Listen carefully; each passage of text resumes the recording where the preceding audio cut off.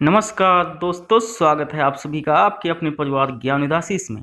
दोस्तों, जैसा कि आपको पता है कि उत्तर प्रदेश की बहुप्रतीक्षित वैकेंसी 5200 पदों की तैयारी हेतु हम ग्रामीण विकास एवं परिवेश विषय को यहाँ पे कंटिन्यू किए हुए हैं और उसका एपिसोड 1 हम दे चुके हैं। आज एपिसोड 2 हम देखेंगे। एपिसोड 1 में हमने देखा कि कैसे ग्राम क्या है, ग्राम का इतिहास क्या है, ऋग्वेद में ग्राम शब्द कहाँ कहाँ पे आया है, कितनी बार आया है, और राजस्व शाखा के राजस्व परिषद के विषय में देखा। उसकी स्थापना 1831 में हुई, उसका हेडक्वार्टर प्रयागराज में है। ये सब बातें जानी, समावेशन क्या होता है, ये सब विषय में देखा।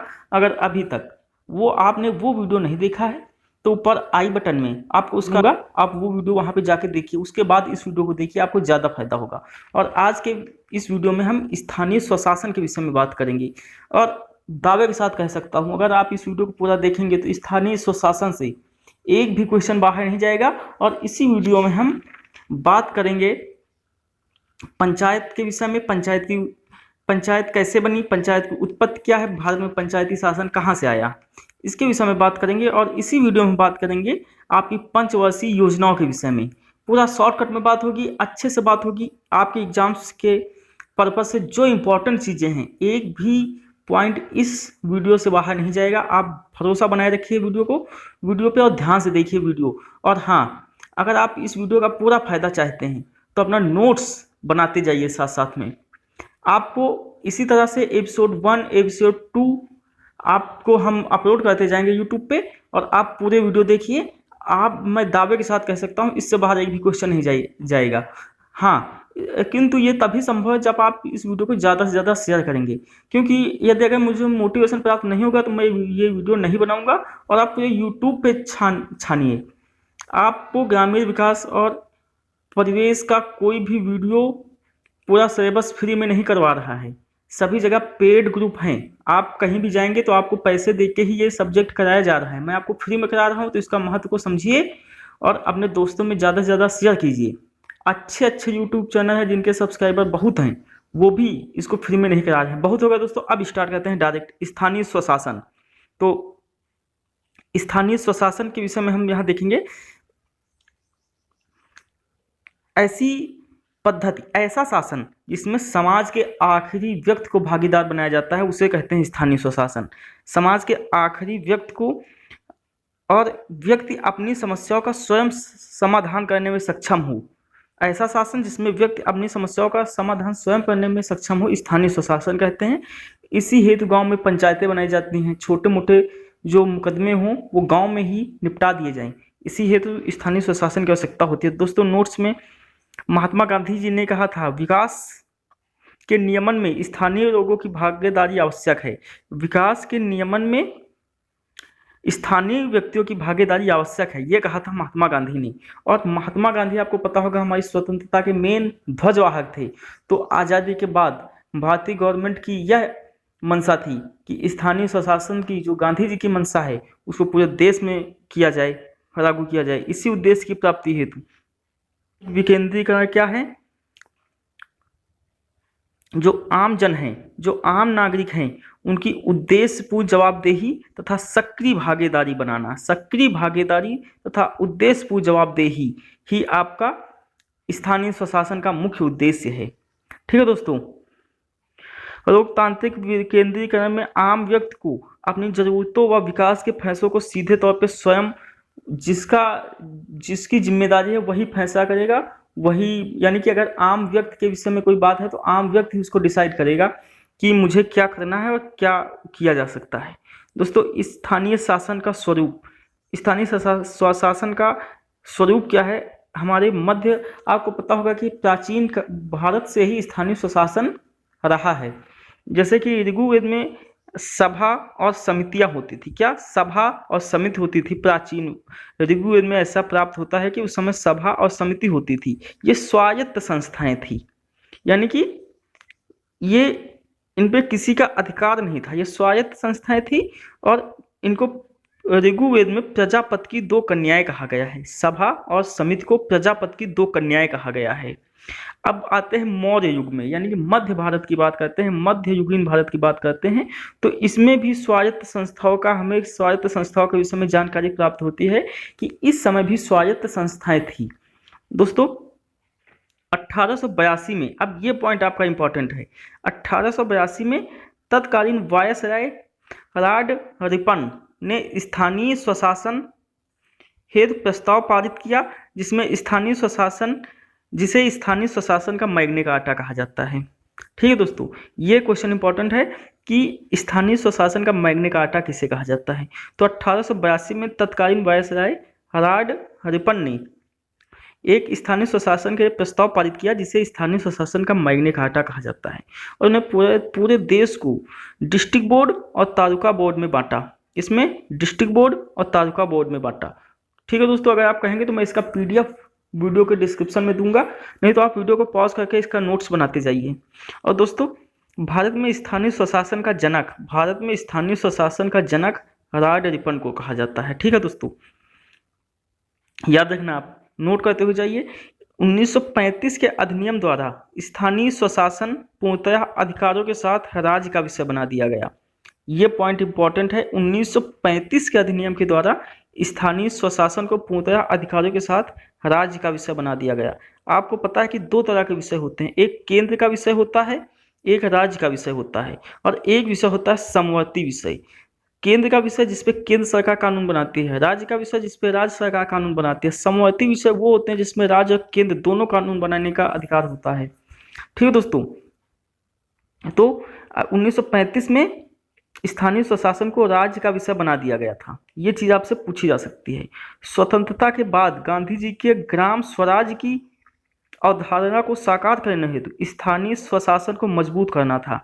मैंने आपको बताया कि गांधी जी का कहना था कि विकास का नियमन तभी संभव है जब स्थानीय स्वशासन के महत्व को समझा जाए।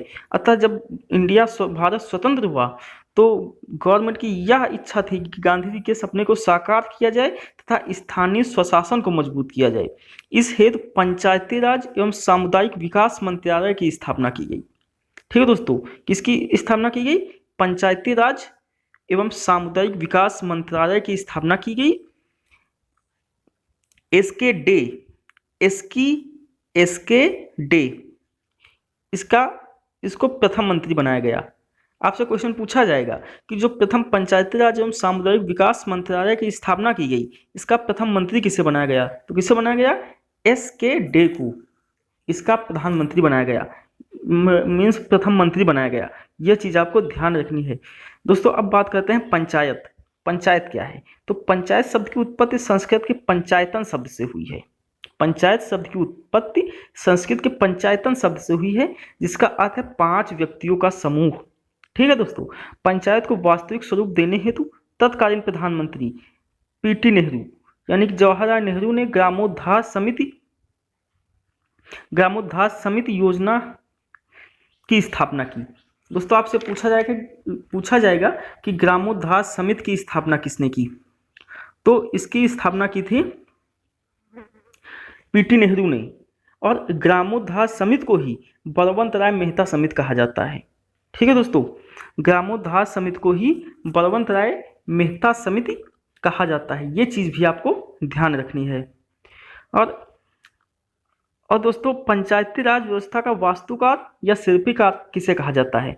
तो पंचायती राज व्यवस्था का वास्तुकार या शिल्पीकार कहा जाता है बलवंत राय मेहता जी को। ये चीज भी आपको ध्यान रखनी है, क्योंकि जो पंडित जवाहरलाल नेहरू ने ग्रामोद्धार समिति की स्थापना की थी, उसके हेड पर्सन थे बलवंत राय मेहता, और इस समिति को बलवंत राय मेहता समिति भी कहा जाता है। और भारत में पंचायती राज व्यवस्था का वास्तुकार या शिल्पीकार बलवंत राय मेहता जी को ही कहा जाता है।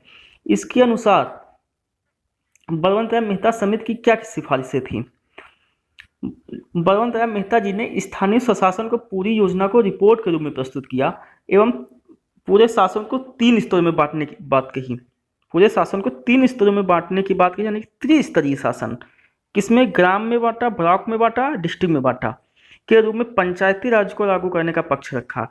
मीन्स बलवंत राय मेहता जी ने त्रिस्तरीय स्वशासन की बात कही। तो ये चीज आपसे पूछा जाएगा कि त्रिस्तरीय पंचायत की बात किसने सर्वप्रथम कही थी? तो बलवंत राय मेहता जी ने, मेहता समिति ने कही थी, और इसी समिति को ग्रामोद्धार समिति के नाम से जाना जाता है। ठीक है दोस्तों।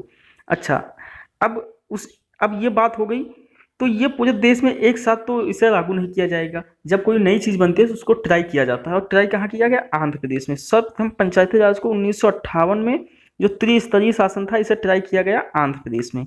ठीक है। और 2 अक्टूबर 1962 में राजस्थान राज्य के नागौर डिस्ट्रिक्ट में लागू किया गया।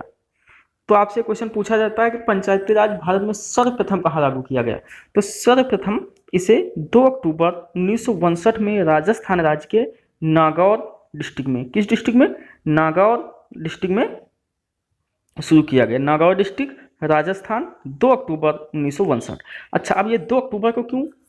क्योंकि 2 अक्टूबर को गांधी जी की जयंती होती है, आपको ये पता होगा, और गांधी जी का सपना था कि भारत में स्थानीय स्वशासन हो।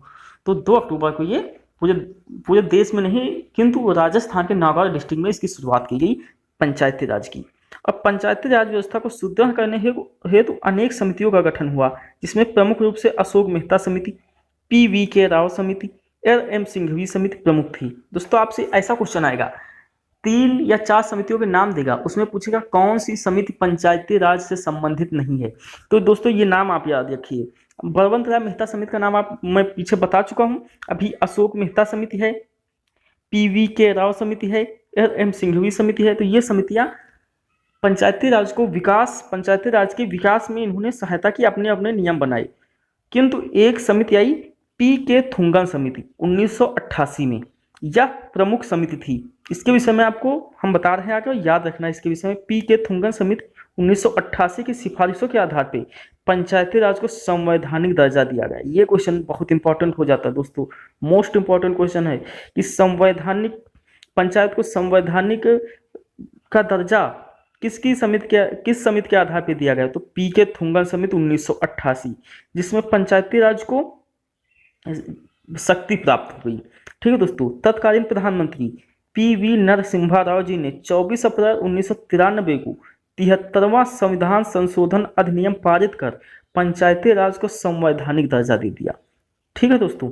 1988 में PK थुंगन समिति ने यह सिफारिश की कि पंचायतों को संवैधानिक दर्जा प्राप्त हो, और इसे 73वें संविधान संशोधन द्वारा PV नरसिम्हा राव, जो कि उस समय के प्रधानमंत्री थे, 24 अप्रैल 1993 को 73वें संविधान संशोधन द्वारा इसे मान्य किया, और इसी हेतु 24 अप्रैल को भारत में पंचायती राज दिवस मनाया जाता है। दोस्तों, ये पॉइंट इंपॉर्टेंट है। भाग 9 पुनः ऐड किया गया इसमें। दोस्तों, आपको पता होगा कि भाग 9 तो भारतीय संविधान में पहले से ही था, किंतु इसे पुनः नए तरीके से इसमें कुछ संशोधन के साथ भाग 9 को पुनः एडॉप्ट किया गया, भाग 9 को पुनः जोड़ा गया। जो दोस्तों, ये पॉइंट बहुत इंपॉर्टेंट है, इन्हें आप अपनी कॉपी पे कहीं नोट कीजिए और इन्हें रिवाइज कीजिए। ये यहाँ से मैं आपको गारंटी के साथ कहता हूँ 2 से 3 क्वेश्चन आज के वीडियो से आपको यूपी लेखपाल की परीक्षा में देखने को आएंगे। तो आप इसे इग्नोर मत कीजिए, कॉपी पर नोट कीजिए और अपने दोस्तों में ज़्यादा से ज़्यादा शेयर कीजिए, तभी आपको यह सीरीज कंटिन्यू रह पाएगी। ठीक है दोस्तों। तो भाग 9 को पुनः इसमें ऐड किया गया, और अनुच्छेद 16 यानी कि 16 नए अनुच्छेद इसमें ऐड किए गए। यानी कि 243A से 243O तक के नए अनुच्छेद ऐड किए गए हमारे संविधान में, जो कि पंचायती राज से संबंधित है। सीधे से क्वेश्चन पूछा जाएगा कि पंचायती राज में कितने अनुच्छेद हैं? तो 16 यानी कि 16 अनुच्छेद हैं। कहां से कहां तक हैं? 243A से 243O तक हैं। ठीक है दोस्तों। और 11वीं अनुसूची ऐड की गई, जिसमें पंचायतों के गठन, उनके उत्तरदायित्व, शक्तियों, अधिकारों के विषय में बताया गया है। तो ठीक है दोस्तों, अब आपको मैं एक बार फिर से रिपीट करता हूँ। 73वां संविधान संशोधन PV नरसिम्हा राव ने 24 अप्रैल 1993 को किया। इसके अनुसार पंचायतों को संवैधानिक दर्जा प्राप्त किया गया, और ये PK थुंगन समिति की सिफारिशों के आधार पर किया गया था, और तभी से 24 अप्रैल को पंचायती राज दिवस मनाया जाता है। इसमें भाग 9 को एडॉप्ट किया गया, 16 नए अनुच्छेद ऐड किए गए तथा 11वीं अनुसूची ऐड की गई। ठीक है दोस्तों। 29 विषय ऐसे थे जिनसे संबंधित नियम पंचायत बना सकती थी। आपसे पूछा जाएगा कितने ऐसे नियम हैं जिससे संबंधित पंचायतें नियम बना सकती हैं, तो 29 नियम है, 29 विषय ऐसे थे जिनसे संबंधित नियम पंचायत बना सकती थी। संवैधानिक दर्जा प्राप्त होने के बाद पंचायती राज को सर्वप्रथम मध्य प्रदेश में लागू किया गया। ये भी क्वेश्चन इंपॉर्टेंट है। देखो सबसे पहले तो आपका राजस्थान के नागौर डिस्ट्रिक्ट में लागू किया गया था पंचायती राज को, किंतु संवैधानिक दर्जा प्राप्त होने के बाद सर्वप्रथम इसे मध्य प्रदेश में लागू किया गया। कहाँ? मध्य प्रदेश में।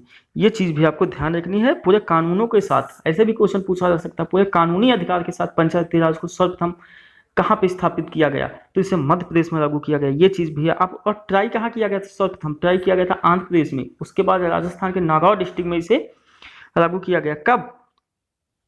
किस सन में? 1962 में। ये चीज भी आपको ध्यान रखनी है। अच्छा, पंचायती राज के अनुसार, अच्छा अभी तक देखिए, जो हमने स्टार्टिंग में आपको ग्राम की परिभाषा बताई थी वो इतनी स्पष्ट नहीं थी, किंतु पंचायती राज आने के बाद ग्राम, ग्राम समिति, ग्राम सभा, सभी की परिभाषा बिल्कुल स्पष्ट हो गई। तो ग्राम की परिभाषा क्या बनी? राज्यपाल द्वारा अधिसूचित भौगोलिक क्षेत्र पर जो होता है वही ग्राम है।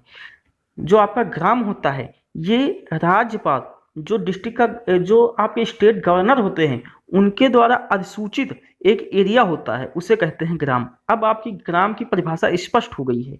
और ग्राम में जो निवासित व्यक्ति हैं, लेकिन निवासित व्यक्ति वही माने जाएंगे जिनका वहाँ की वोटर लिस्ट में नाम है, चुनाव नामावली में जिनका नाम है वही निवासित व्यक्ति माने जाएंगे। तो जो क्षेत्र में निवासित जो व्यक्ति हैं, यानी जिनका नाम चुनाव नामावली में है, तो वही अधिकृत व्यक्तियों का समूह ग्राम सभा कही जाती है। ठीक है दोस्तों अब देखते हैं ग्राम पंचायत समिति। तो ग्राम स्तर की स्वायत्त शासन की संस्था जो ग्राम सभा के अधिकृत व्यक्तियों द्वारा सीधे प्रत्यक्ष रूप से चुनी जाती है, ग्राम पंचायत समिति कहते हैं।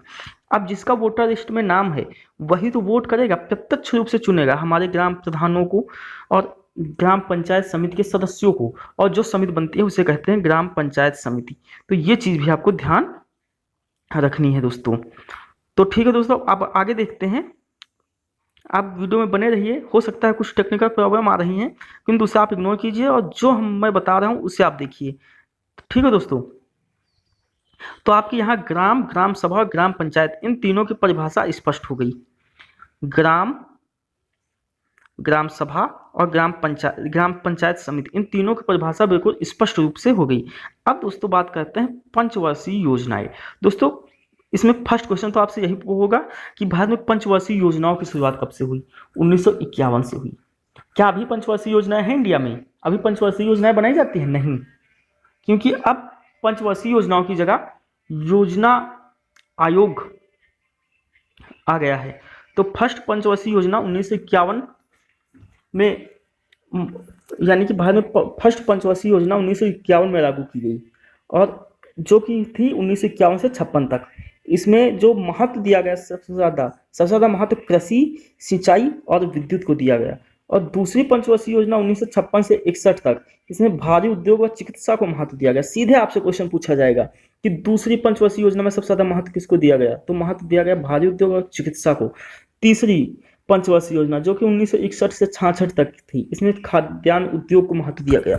दोस्तों इस ऐसे देख सकते हैं, इसमें सबसे ज़्यादा इंपॉर्टेंट है आपकी पांचवी, जो कि 1974 से 78 तक थी। अब आप सोचेंगे कि इसे 1974 से 79 तक होना चाहिए, किंतु ऐसा नहीं था। 4 वर्ष की थी, इसके बाद 1 वर्ष की पंचवर्षीय, 1 वर्ष की योजना बनी थी, छठी जिसे गिना जाता है। 1978 से 80 2 वर्ष की बनी थी। तो पंचवर्षीय योजना पांचवी 4 ही वर्ष की थी, 1974 से 78। इसमें सबसे ज़्यादा प्राथमिक शिक्षा, काम के बदले अनाज और अंत्योदय कार्यक्रम, ये इंपॉर्टेंट है। आपका पूछा जाएगा अंत्योदय कार्यक्रम किस योजना के अंतर्गत शुरू किया गया? तो पांचवी पंचवर्षीय योजना। काम के बदले अनाज किस योजना के अंतर्गत शुरू किया गया? पांचवी पंचवर्षीय योजना। दोस्तों अब छठी पंचवर्षीय योजना में 2 योजनाएं हैं, ये 78 में समाप्त हो गई थी, तो यहाँ पे 78 से 80 तक एक योजना बनी और 80 में से समाप्त कर दिया गया, और 80 से 85 एक योजना बनी। इसमें कृषि उद्योगों को महत्व दिया गया। दोस्तों आपकी 7वीं पंचवर्षीय योजना यहाँ पे इंपॉर्टेंट है, 1985 से 90 तक। इसे जवाहर रोजगार योजना भी कहा जाता है। मोस्ट इंपॉर्टेंट क्वेश्चन नोट कीजिए आप, जवाहर रोजगार योजना 7वीं पंचवर्षीय योजना को कहा जाता है। और 8वीं पंचवर्षीय योजना भी इंपॉर्टेंट है आपकी, 8वीं 1992 से 97 तक। इसमें शिक्षा, स्वास्थ्य, रोजगार और शुद्ध पेयजल मुहैया कराना मेन उद्देश्य था। टीकाकरण और जो जो व्यक्ति मैराट होते थे उनकी प्रथा को पूर्णतः समाप्त किया गया। ये भी इम्पोर्टेंट है यहाँ पे। ठीक है दोस्तों, जो गंदगी ढोते थे व्यक्ति अपने सिर पे, उसे समाप्त किया गया। 9वीं पंचवर्षीय योजना सामाजिक न्याय इसमें मुख्य उद्देश्य था। दोस्तों ऐसे आप 10वीं 11वीं और 12वीं योजना को देख सकते हैं। दोस्तों 12 ही योजनाएं भारत में थी। उसके बाद योजना आयोग का गठन हुआ। आपको पता होगा मोदी जी ने जो पंचवर्षीय योजनाएं थी उनकी जगह योजना आयोग का गठन किया है, और पंचवर्षीय योजनाएं भारत में नहीं होती हैं। तो दोस्तों ये जितने पॉइंट बताए आपको याद रखना है। अब दोस्तों इससे देखते हैं कुछ क्वेश्चन। पंचायती राज व्यवस्था में कौन सी समिति संबद्ध नहीं है? दोस्तों जैसा कि मैंने कहा था, ऐसा क्वेश्चन आपसे पूछा जाता है, कौन सी समिति पंचायती राज से संबंधित नहीं है? मैंने आपको अशोक मेहता समिति का नाम बताया था। पीके थुंगनम समिति से संथानम समिति भी कहा जाता है, इसका भी नाम बताया था। बीपी मेहता समिति, ये नाम आप याद रखिए। रंगराजन समिति से संबंधित नहीं थी, पंचायती राज से रंगराजन समिति संबंधित नहीं थी। ये चीज आपको ध्यान रखनी है। दोस्तों प्रश्न है, जवाहर रोजगार योजना जो कि रोजगार विकास की 2 प्रमुख योजनाओं का समन्वित रूप था, किस पंचवर्षीय योजना का प्रमुख उद्देश्य था? तो 7वीं जवाहर योजना, कहीं भी नाम है सीधे 7वीं। महिलाओं को पंचायतों में आरक्षण किस संशोधन द्वारा दिया गया? 1992 73वां संविधान संशोधन द्वारा जो वुमेन थी, महिलाएं थी, उनको इसमें आरक्षण दिया गया पंचायतों में। आप देखते होंगे प्रधानी का चुनाव आता है तो उसमें आती है कि ये सीट महिला आरक्षित है।